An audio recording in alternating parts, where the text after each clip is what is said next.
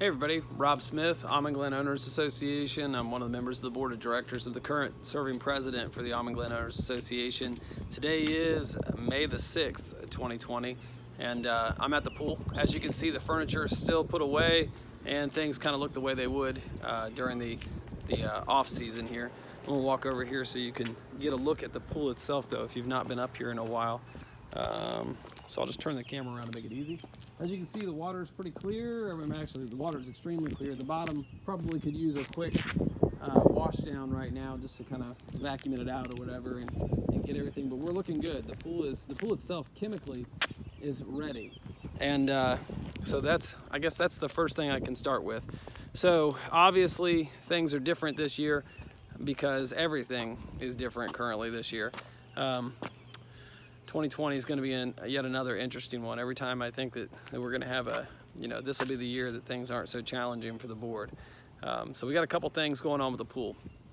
First and foremost, I've been told, and of course the science is out on everything, but I've been told that sunlight and the chemicals that they treat the pool with both have a very bad or a very good effect, I guess they have an effect on things that cause COVID-19 and a lot of other germs. So my understanding is the chlorine, the chemicals that are in the pool, and then you combine that with sunlight and you're pretty safe as far as the water goes.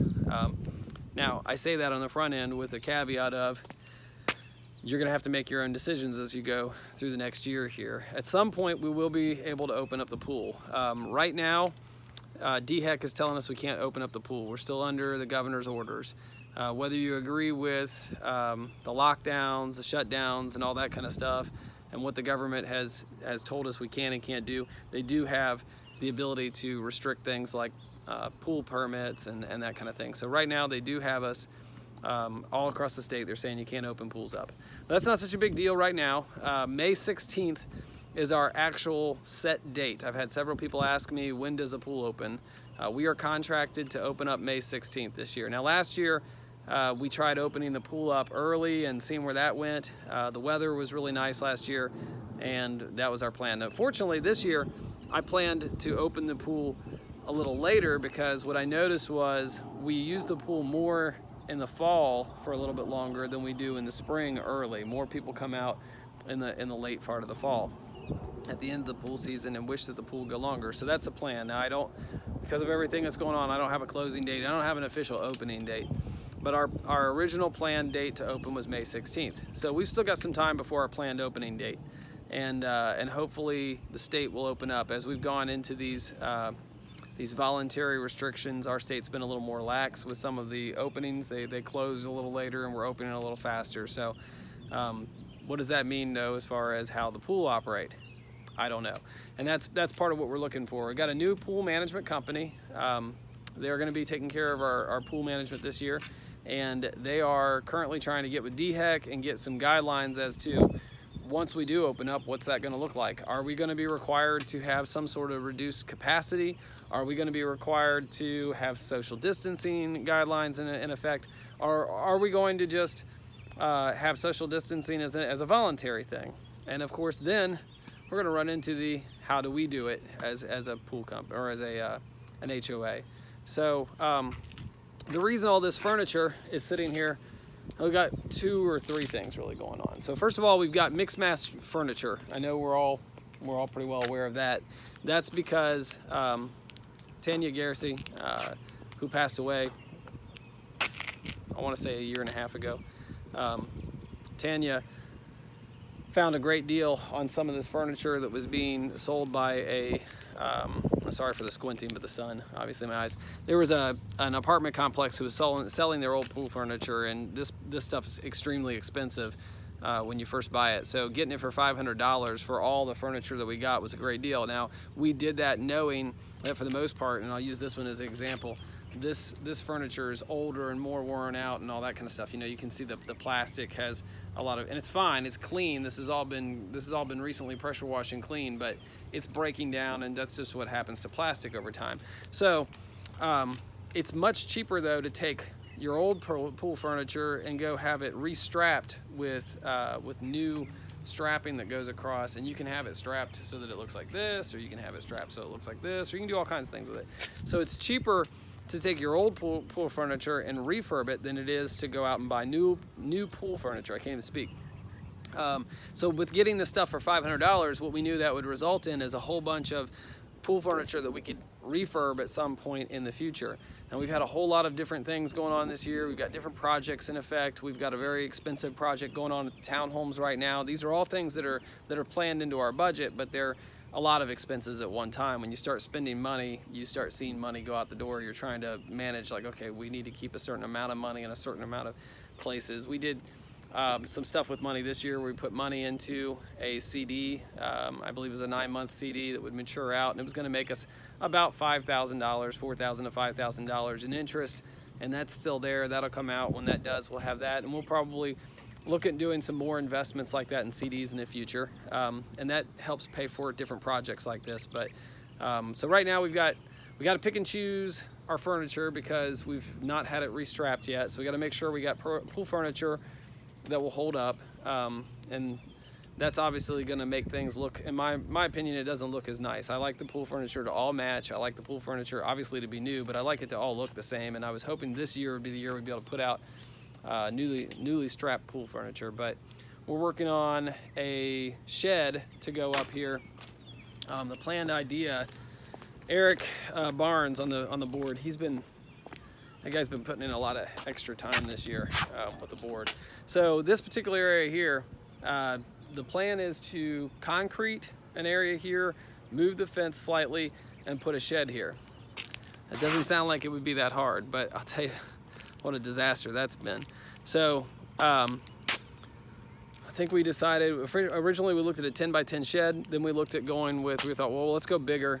We looked at a little bit larger shed. We ended up saying, you know, let's just go with a 12 by 14 shed. We'll get a nice big shed. That'll cover the board's needs for just storage and places to put things. Because a lot of us who are on the board, we have tools and signs and boxes of decorations and things like that that are just stored in our garages. And board members have passed this stuff off from person to person over the years, and that's resulted in people moving out of the neighborhood, and then they show up at your door and they're like, hey, I'm dumping off a bunch of stuff I had in my garage. So we'd like to get those things out of our garages, out of our personal space, and into a storage space. Plus, we've got things that are stored up here at the pool in the closet that aren't supposed to be in the closets they're in. So with that going on, we want to get a shed of some sort.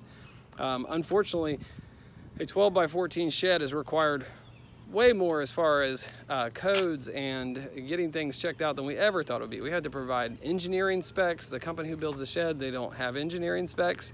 They're like, we build sheds, we don't have engineering specs. So they want us now to hire an engineer to draw the plans that the county's demanding that we give them. We'd have to put in an exit sign on the inside, letting people know that, you know, there's an emergency exit 2 feet that direction.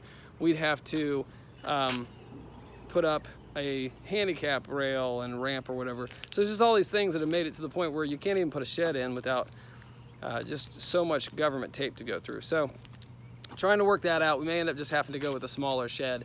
We're even talking about maybe going with 2 smaller sheds, you know, which, I mean, that's not ideal in my mind, but again, we've got to be flexible. So the board will be looking at those options. So projects like that are taking money and they're taking time. So back to the pool furniture. The pool furniture will go out as soon as we get some idea of what the standards are going to be with the new COVID opening plan, whatever you want to call it. If we are required to have social distancing, such as say they tell us we have to put these chairs here out, these loungers, 6 feet apart in all directions. Well, obviously that would mean a whole lot less places to put. We've only got so much space, obviously. So we'd have to put out the chairs, separate it out. If we have to separate all the chairs and the tables by 6 feet, you know, it's things that you don't consider. If the government was requiring, for instance, like they are in places like New York, that no more than 3 people can gather and they all have to be from the same household, well, that means I got to put a table over here and I got to make sure in 6 feet in all directions there's no, and if if a neighbor sits down at the table with them over there, they're in violation. So thankfully we're not dealing with all that. But I do have to consider, like, where do we put the tables, where do we put the chairs? So that's why they've not put the stuff out on the deck, because they could put all the chairs and tables out like they normally would, and then immediately turn around and have to change everything to meet new social distancing guidelines. And even if the government doesn't say we have to have social distancing guidelines, the board needs to decide what they're going to do. And we also need to understand our liability on stuff. I've heard everything from businesses and HOAs included may need to have liability waivers. I don't know what that means. Does that mean you're going to have to sign a waiver every time you come to the pool, saying that you understand that coming to the pool is an outdoor activity which puts you in contact with other people, which could result in you contracting an illness? So do I have to only put COVID-19 in there? Do I have to put flu, common cold? What do I have to put on these things? Can I put a sign up instead? Do I just put a sign at the entrance that says danger? Entering this area puts you at risk of coming in contact with other people. These are the kind of crazy legal questions that we're sorting through right now. So we got to find that out. I got to find out where the chairs are going to be spaced. My thoughts on it right now, before we have a chance to put everything in place, if they tell us we can open the pool up, and if they say here are the recommendations for COVID-19, if they tell us that we recommend that people who go to pools stay away from each other 6 feet and all that kind of stuff, well then that's what we'll share. We'll share the government's recommendations and we'll tell you what they are. However, just because we put a chair in the corner over here and then we put another chair 3 feet from it and you sit down at the first chair, if somebody else comes to sit in the second chair, which is 3 feet away from you, and you don't feel comfortable or safe, but there's no law requiring us to separate people, then you will have to make a decision for yourself as an adult to either leave the pool or move to a different spot. You can't own a space. So yeah, that would be probably my recommendation is, each individual's got to make their own decision. There's high times and busy times at the pool. There's low times at the pool when it's not so busy. If you're trying to keep yourself distant from people this year, if you're trying to not go around people that could be sick and you don't know that they're sick and they're still in the incubation period for anything from COVID-19 all the way to cold, influenza, whatever, then you need to make decisions about whether or not you want to be at a pool in an open environment where you could contract an illness, and you need to act upon yourself. But forcing other people to do it, that's not going to work. I mean, I don't even know how to enforce that, and that's one of the things we're looking at is how do I enforce as a homeowners association president, or any board member or any member of the community, how do you enforce somebody else sits down 3 feet away from you at the pool? You sit on the edge of the pool deck to watch your child swim, and somebody else sits down 3 feet away to watch their child swim. Do we do, the rule of, whoever claimed it wins, the first one here? Does somebody get here at 8 a.m., set up on their chair over here, and now nobody can go within 6 feet of them all day? Do we have to put down lines on the ground that make 6-foot boxes? These, as silly as some of this sounds to people, this is a lot of the stuff what we're looking at. So we are struggling to get through those things. Trying to think if there's anything else that I wanted to cover, and I did make myself some notes today. Spacing and furniture. One thing I can almost guarantee is we're not going to have a mask policy of any sort, and that's, I guess, in general, I don't see the board creating any new policies to go along with this. The last thing we want to do is add to the nanny state feel of the HOA. It's already frustrating when you have to get permission from the homeowners association to do things around your home. The last thing we want to do is make it when you're going to the pool, you have to listen to more things from us that are tied to, what you're already being lectured about all day long.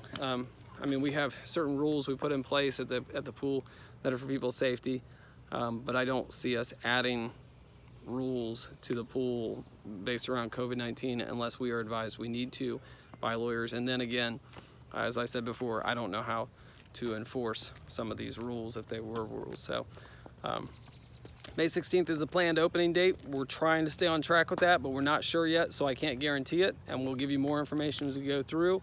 The deck furniture is not out because they need to find out what our spacing plan is going to look like. As far as how will COVID-19 rules affect the HOA pool, we're not 100% sure.